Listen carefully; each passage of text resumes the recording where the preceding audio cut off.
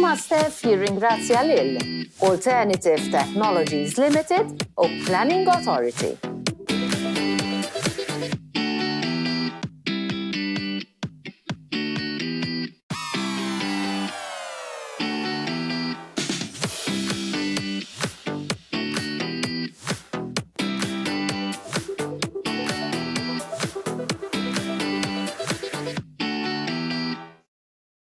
Dejna ieħor, ekku kif għal darbohra bil-qalb insemmilkom, wasal il-weekend, ġurnata oħra, illum il-ġimgħa.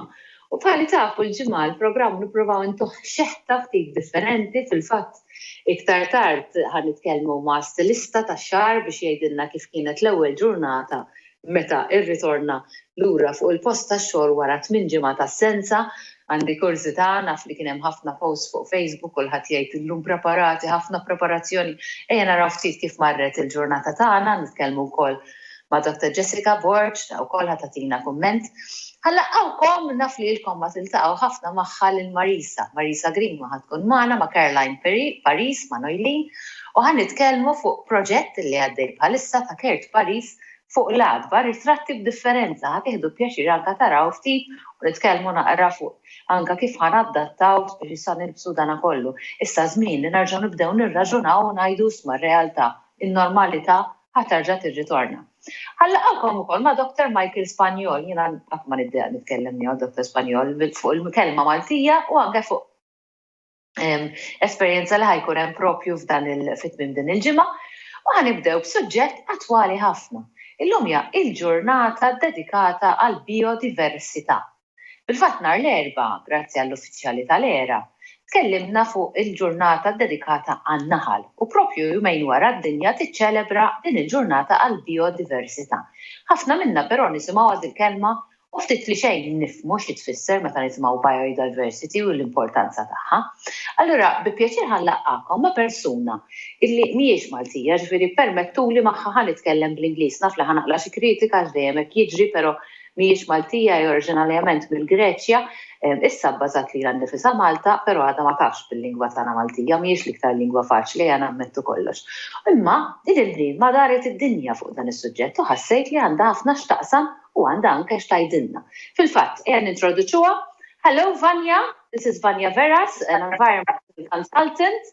I already said that obviously you're not that competent in Maltese yet, but I'm sure that a few words you know. Kif inti? Tajab ħafna grazzi. See, already there. You know much more than I do in Greek, so you win my case. So already better off than me. Vanya, I introduced you as a person who's practically been in many countries, even working towards the environment. I'd like you to tell me a bit more about yourself before we go into today's subject. So I am Greek-English by parentage, and in my teens I actually lived in Malta. I did my A-levels in De La Salle and totally loved Malta, still do, which is why I'm here again. I'm an environmental economist, and for the last 20 years and still I have worked in Brussels on European environmental legislation, mostly waste management. And of course, waste management means a lot more than just the waste that we throw away. And one part which is really linked with biodiversity is compost. So the compost which is made from the food waste that we throw away at home, but also the food waste that comes from other parts of the food chain, the agriculture, the supermarkets and such like. Okay, I mean, I already now we're all giving our share towards that, because by actually choosing the things we dispose of, and by actually doing the organic part, we are contributing towards compost or other things which are at least recycling the organic stuff. Yes, indeed. Malta and all the Maltese population are contributing very well to separating out the food waste into recyclable, so biodegradable bags. These are collected very well separately by WasteServe, and soon they will be a good recycling system to deal with these. It's called anaerobic digestion. It's part of the new plan. And in this process, the food waste becomes biogas, which is energy, and something which we can use to improve the soil biodiversity. So farmers can use it. It can be used in gardening. So it's very good and very important for Malta's biodiversity.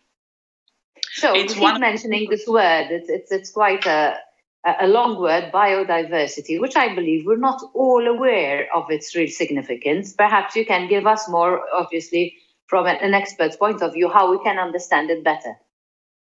In simple terms, if you break it down, bio and diversity, it just means the variety of different animals, insects, and plants which we have in our nature. So there is biodiversity everywhere in the world, but in Malta we have Mediterranean biodiversity, and in Malta we have many different types. So there's the biodiversity of the garrigue, all the different plants that can grow there, the animals that live there, the insects that live there, and then you have a different one in the forests that we have, for example, in Mizib. Okay. So that's what it means. All right. But why is it that important to the extent that we're actually celebrating, that there's a day dedicated to celebrate biodiversity? Well, biodiversity is very important because it is, let's say, it is nature's way of balancing everything that lives in that part of nature, in each particular ecosystem. So a biodiverse ecosystem means one where there are the same number or balanced number of predators and insects or plants or animals that can be predated upon. So, for example, if we use a lot of pesticides, if we have a lot of pollution, this kills off bees, butterflies, and also lizards, geckos, and lizards and geckos eat the wasps and the mosquitoes and the pests which eat the farmers' crops. So if we use a lot of pesticides and pollute a lot from our cars and from industry, we kill off the predators of the insects that eat our crops. And then because of the imbalance, we need pesticides. All of that imbalance leads to a soil which is very poor, which can't absorb water when it rains, which can't absorb carbon dioxide, so it can't balance our pollution, and it can't grow our crops or even our nature properly. So when plants grow, they absorb all of the pollution from our air. If we don't have enough vibrant plants and enough balanced biodiversity in our ecosystems, then these solutions from nature, which we're talking about today, cannot exist.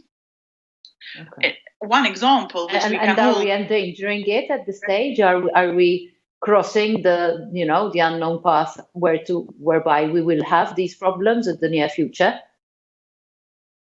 We already have them. It's called climate change. Fair enough. Yeah, but and that's why we have these targets to reach to lower our carbon dioxide by 2030 and by 2050.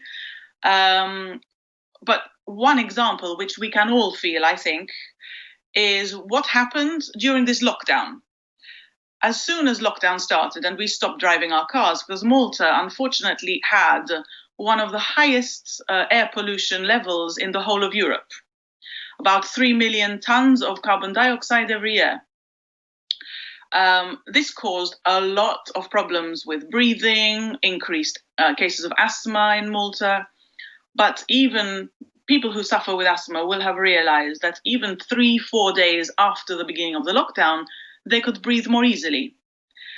During the lockdown, not only in Malta, but around the world, scientists have been finding species of insects and small reptiles, even small mammals, that suddenly have reappeared when they were believed to be extinct. This is proof that, on the one hand, our pollution has a negative effect, and on the other hand, nature is very, very strong.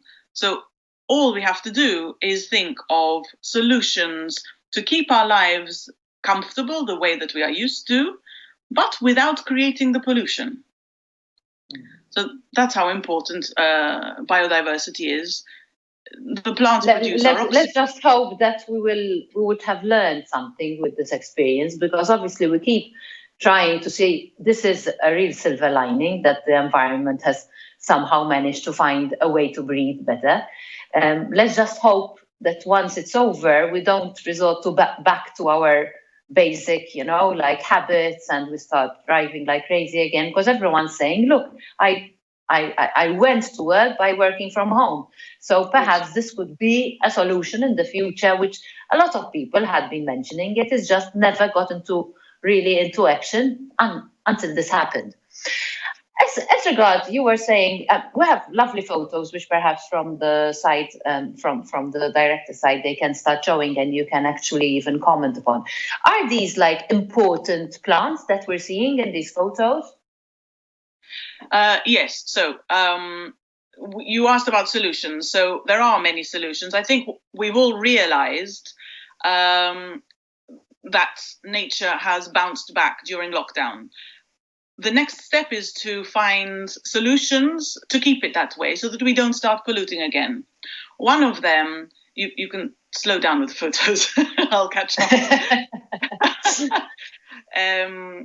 One of the solutions is to work more from home because this reduces traffic. Another solution is to think about different ways of traveling. For example, using bicycles, public transport, improving the offer of public transport, also servicing your car. You don't even have to buy a new car, just service it. There are a lot of very polluting cars on the road still, even trucks. Now, those plants that you were showing are very important because they are from Mediterranean garrigue ecosystems. This ecosystem is very, very strong. Obviously, it is adapted to the Mediterranean. This is Mediterranean heather that you can see on the screen now. And these are the plants that we should be using in green infrastructure. Green infrastructure sounds a bit complicated, but in fact, it's very simple. What it means is building ecosystems, this garrigue Mediterranean ecosystem you can see in front of you, inside our cities, in our homes or on our homes. So you can put them in a system on your roof, you can plant it in pots or even in a different kind of system like a green roof. You can put it on your wall and it should be used as a permanent long-term biodiverse ecosystem on roundabouts, by the side of roads, in parks, in your village square. We should be living in our towns, in our built-up areas, but as if we are living in the garrigue, as if we are living in an urban jungle. Obviously, we have a different kind of ecosystem. We don't have a jungle ecosystem.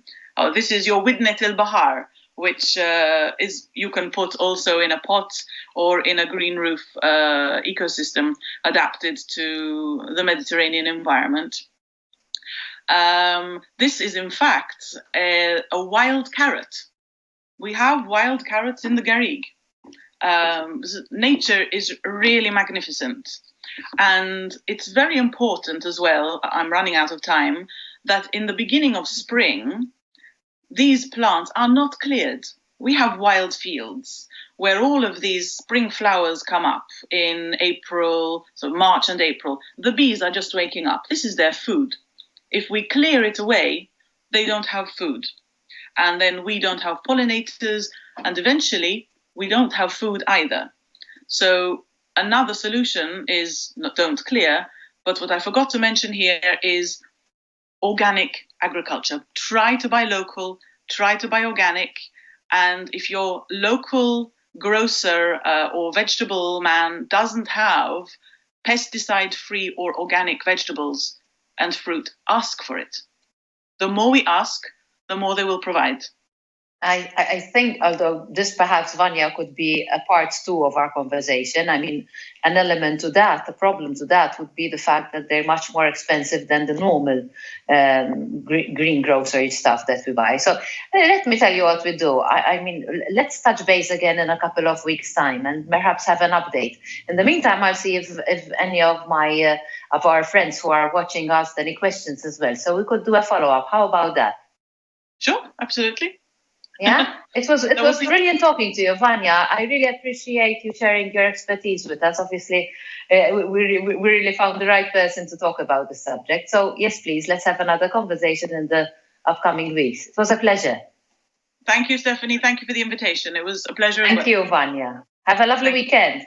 Thank you. And you too. Bye-bye. Ħalli fidejkom jekk taħsbu li hemm xi fatturi li kkummentat dwarhom Vanja, iktbuli ħalli anke vera nerġa' nkellimha b'di tal-organik tal-ikel organiku, tal-ħaxix organiku, dejjem jikkonfontini għaliex anke ħabba l-prezz sa jiġri. Nistgħu forsi naqbdu konversazzjoni magħha anke fuq dan.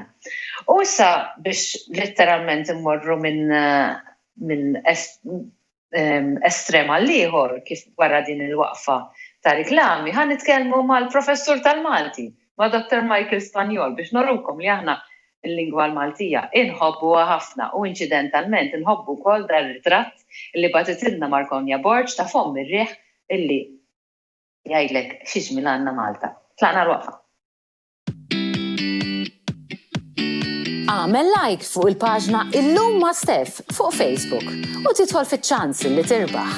Bib tal-azzar Maximum Security, valur ta' €1,900 minn Dem Company Limited. Sufan, li jsir sodda, minn Bonds, valur ta' €1,050. Vjaċċ għal tnejn, mal-Britannia Tours, valur ta' €1,000. Fireplace minn Medistone, valur ta' €880. 12,000 BTU Higher Air Conditioner li jinkludi l-installazzjoni minn SHEAD Air Conditioning, valur ta' €600 u vouchers minn Bata ta' €50.